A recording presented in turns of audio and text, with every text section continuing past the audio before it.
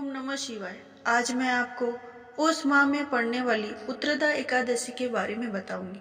पौष माह के शुक्ल पक्ष की एकादशी तिथि को पौष पुत्रदा एकादशी का व्रत रखा जाता है। इस साल 21 जनवरी को पौष पुत्रदा एकादशी का व्रत रखा जाएगा। आपको बता दें कि यह व्रत भगवान विष्णु को समर्पित होता है। इस दिन व्रती एकादशी व्रत रखकर भगवान विष्णु और माँ लक्ष्मी की पूजा करते हैं। यह व्रत निसंतान और नवविवाहित महिलाएं संतान प्राप्ति के लिए पौष पुत्रदा एकादशी का व्रत करती है। शास्त्रों में कहा गया है, पौष माह के शुक्ल पक्ष की एकादशी व्रत करने से व्रती को सुयोग्य संतान की प्राप्ति होती है। चलो अब सुनते हैं कथा। महाराज युधिष्ठिर ने पूछा, हे भगवान, आपने सफला एकादशी का महात्म्य बताकर बड़ी कृपा की। अब कृपा करके बताइए, पौष शुक्ल एकादशी का क्या नाम है, उसकी विधि क्या है और उसमें कौन से देवता का पूजन किया जाता है। भक्त वत्सल भगवान श्री कृष्ण बोले, हे राजन, इस एकादशी का नाम पुत्रदा एकादशी। इसमें भी नारायण भगवान की पूजा की जाती है।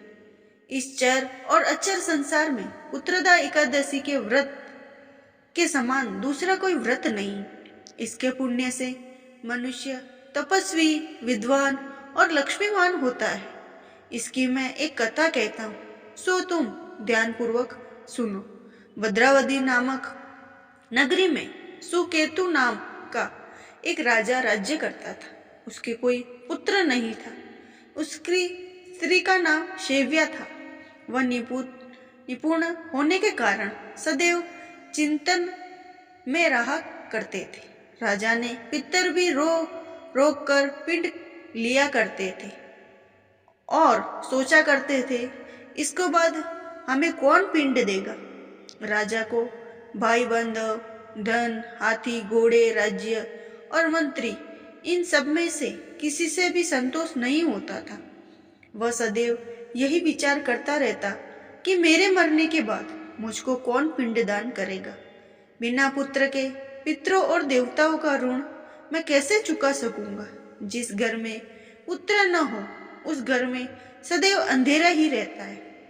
इसलिए पुत्र प्राप्ति के लिए प्रयत्न करना चाहिए।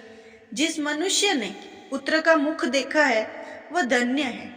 उसको इस लोक में यश और परलोक में शांति मिलती है, अर्थात दोनों लोग सुधर जाते हैं। पूर्व जन्म के कर्म से ही इस जन्म में पुत्र, धन आदि प्राप्त होते हैं। राजा इसी प्रकार दिन रात चिंता में लगा रहता था। एक समय तो राजा ने अपने शरीर को त्याग देने का निश्चय किया, परंतु आत्मघात को महान पाप समझकर उसने ऐसा नहीं किया। एक दिन राजा ऐसा ही विचार करता हुआ अपने घोड़े पर चढ़कर वन को चल दिया तथा पक्षियों और वृक्षों को देखने लगा। उसने देखा वन में मृग, व्याघ, सुअर, सिंह, बंदर, सर्प आदि भ्रमण कर रहे हैं।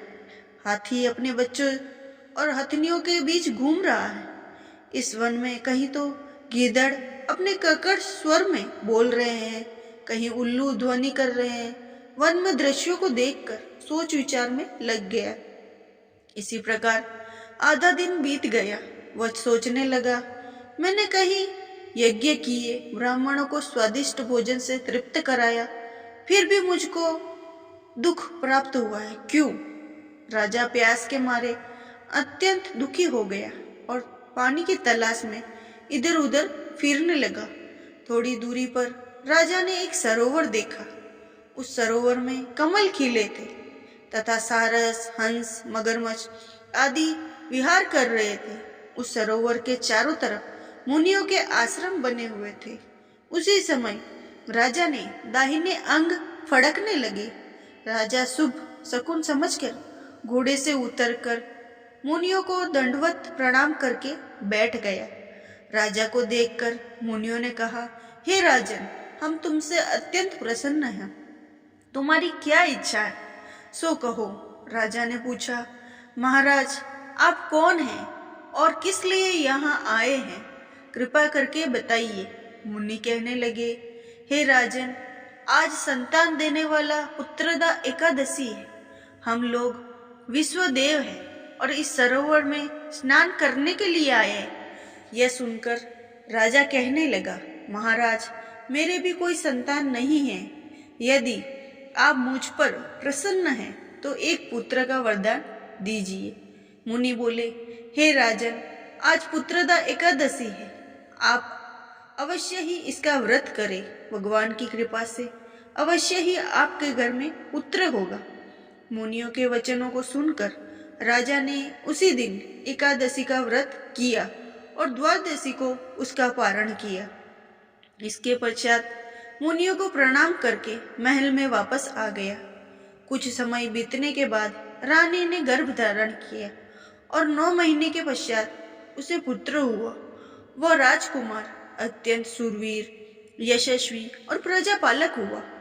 श्री कृष्ण बोले, हे राजन, पुत्र की प्राप्ति के लिए पुत्रदा एकादशी का व्रत करना चाहिए। जो मनुष्य इस महात्म्य को पढ़ता सुनता है, अंत में स्वर्ग की प्राप्ति होती है। ये कथा यही समाप्त होती है। अगर आपको कथा अच्छी लगी हो तो मेरे चैनल को ज़्यादा से ज़्यादा सब्सक्राइब करें और वीडियो पे बने रहें।